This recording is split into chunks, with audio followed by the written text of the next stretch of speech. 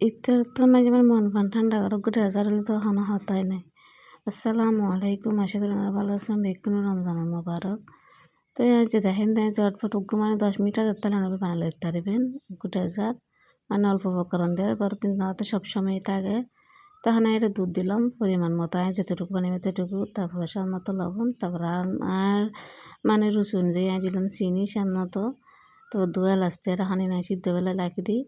তারপরে দুটো ডিম নিলাম, সাদা অংশ ফেলাই দিই, ফেলাই দিয়ে হাল্লা অংশ ফেলে কুসুমি ফেলে বালা করে মারিবে নাড়ি সারি ফাটে ফেলে তারপর ওরা তো যদি কর্নফ্লাওয়ার থাকে কর্নফ্লাওয়ার দিতে পারবেন, না থাকে ময়দা দিতে পারবেন। 1 টেবিল চামচ দিয়ে পানি দিয়ে বালা করে আরাম করে গুলা নেবেন, অনুযায়ী মানে দলাইবেন না থাকে।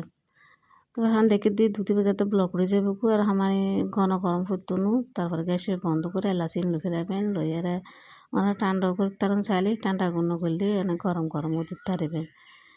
এখন এরা দিন দে ডিমের কুসুমি দিয়ে বালা করে মানে নাড়ি সারি এরা তারপরে দিবেন দেখি ওই মিশ্রণ জিবে গড়িলে কি কর্নফ্লাওয়ার অথবা ময়দা এবে ইবু দিয়ে বালা করে নাড়ি সারি ফেলে বানানো মানে দলা দল হইতে হবো।